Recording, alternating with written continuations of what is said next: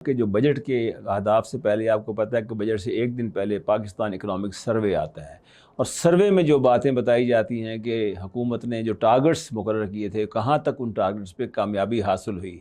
तो इकनॉमिक सर्वे के बारे में आप क्या कहते हैं कि ये जो इकनॉमिक सर्वे आया पाकिस्तान का, ये क्या वो जो टारगेट्स थे जो अचीव नहीं हो सके, ख़ास तौर पर जैसे जीडीपी है, टैक्स का जो हमारा रेवेन्यू का इश्यूज़ हैं, इसके अलावा हमारे जो ट्रेड डेफिसिट बहुत ज़्यादा हो रहा है, फिर फिस्कल डेफिसिट का भी सामना है लेकिन कम हुआ है फिस्कल डेफिसिट के बगैर। आप कैसे देखते हैं कि जो इकनॉमिक सर्वे के बारे में ज़रा बताइए हमें कि क्या है ये? देखिए सर्वे तो इकोनॉमिक सर्वे जो है ना पिछले पूरे साल के जो भी हमने अचीवमेंट्स किए उसके बारे में बताता है।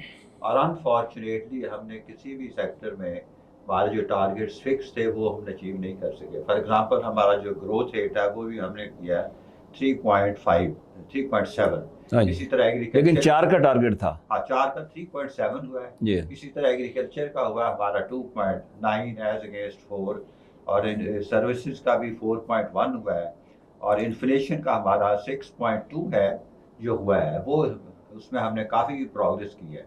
तो कहने का मकसद ये है कि हमने डिफरेंट सेक्टर्स में, इसी तरह इंडस्ट्रियल सेक्टर में भी हमारी प्रोग्रेस जो है वो हौसला अफजा नहीं रही और हम अपने जो टारगेट्स जो हमने पूरी फिक्स किए थे उसको अचीव नहीं कर सके। इस लिहाज से हमें ज़रूरत है कि हम इस पर एक मज़ीद इस पर मेहनत की जाए और डिफरेंट सेक्टर्स में स्पेशली एग्रीकल्चर में, इंडस्ट्री में अपने टारगेट्स अचीव कर